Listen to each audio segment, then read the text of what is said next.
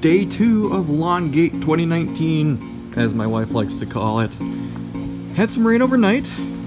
It's quite cloudy and overcast today. Lawn is cleaned up. I got all the grass out of here. It's a little windy today. First time of business is to apply some Tenacity to prevent weeds from coming up during the seeding process. So before germination, I want to make sure that no nasty weeds come up with all this exposed dirt. You can see how much dirt I've actually exposed here with all my aeration and de-thatching. Plenty of space for the seed to make contact with the soil. So first things first, I'm going to mix up some Tenacity at the seeding rate. I believe it is 3 ounces per acre. I'll do a little bit of math to figure out how much we need to cover 6,000 square feet, which is the size of this area and the side. Then I'm going to put down 1 more dose of humic acid. So I'm going to do that after the Tenacity, because the Tenacity, since we're using it as a pre-emergent, actually has to be watered in after you apply it in order to act as a pre-emergent instead of post-emergent, which is what I love about Tenacity. It's so versatile. It's an expensive product, but definitely worth it, considering all the uses you can get out of it. There's all the dead grass I raked up. I have to get rid of that. We're going to use the Harbor Freight pump sprayer again to apply the Tenacity. Here's all my chems in here. So 3 ounces per acre, I believe it's like half a teaspoon per gallon of water. After that, we're going to set up our sprinklers, and then we're going to lay down the seed. Apologies if I'm not moving too quickly today. I am still very sore and very tired from all the work I put in yesterday. Luckily, everything I'm doing today isn't too strenuous. So I just finished mixing up 4 gallons of Tenacity, so that was 2 teaspoons that I put in. Half a teaspoon per gallon of water per 1,000 square feet. That's the mix rate, which is actually 5 ounces per acre. I stand corrected from my previous statement. So I'm going to go ahead and spray this out on the lawn. If you guys have seen my previous mixing instruction video, go ahead and take a look at that if you got any questions.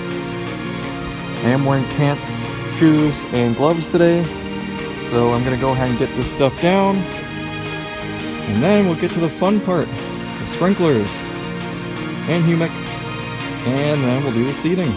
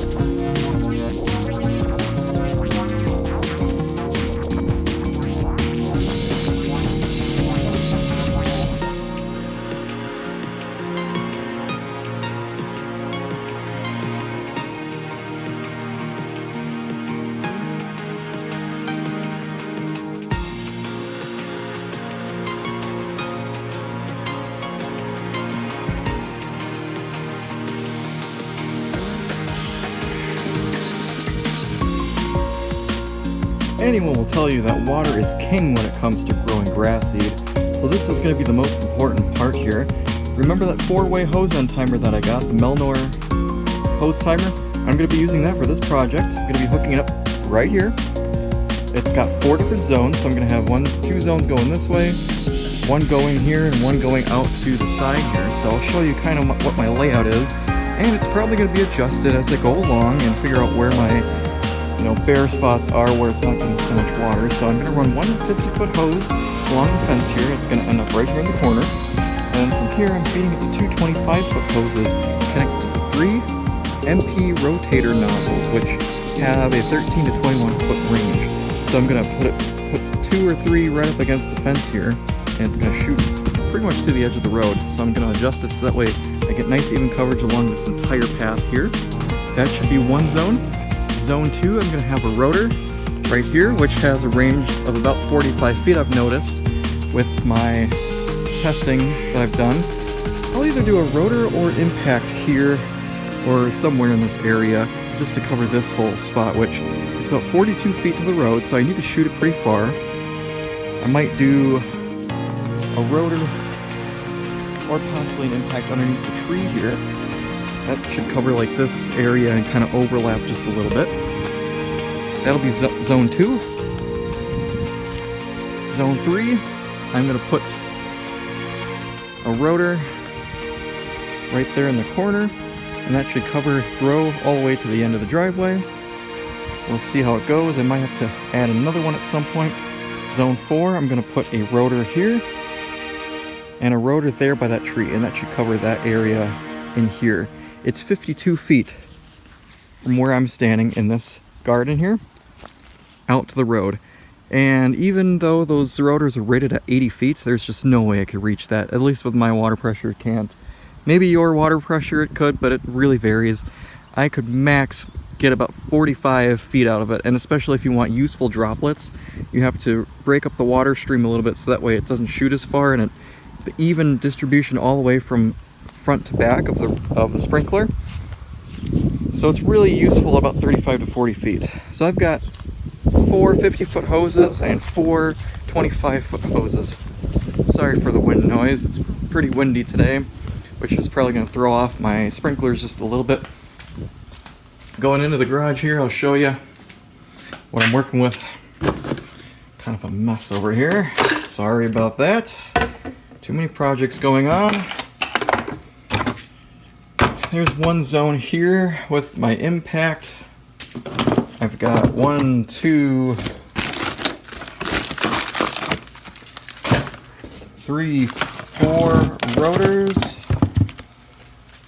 So that's going to be probably one zone here and another zone here. Depending on the coverage, it'll probably be 1, 2, 3 zones right there. And then my order from sprinklerwarehouse.com. Where's the third one? Oh yeah, I already assembled that one. That's right, I was testing it. Okay. Kind of losing my mind today. I'm still tired from yesterday. So as you'll see here, I got a spike which hook up the hose here, and it's got a pass through, so you can hook up a second hose. Sprinkler goes on the end here. There's a 1/2-inch threaded female on that end and 1/2-inch threaded female on that end, so it's not going to mate up like that. What you need are these risers. Now I got this at the same place that I went to get my starter fertilizer. These are just little 1/2-inch male to male sprinkler risers. So what I did is I just screwed this into the top here. That screws in there, and the other end screws into the bottom of your sprinkler head. Real simple. And the top pops off here.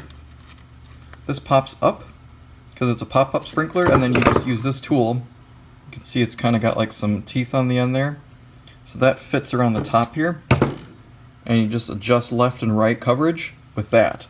And then there's a tiny little screw in the top there. That little screw you adjust with the end of this tool, and that adjusts your throw distance, so your radius. This is what a finished sprinkler looks like. Sits on a spike, hose gets hooked up, and when you turn on the water, it pops up. So I'm going to get these laid out and get the hoses ran. And only one thing left to do after that is test it and put down the seed.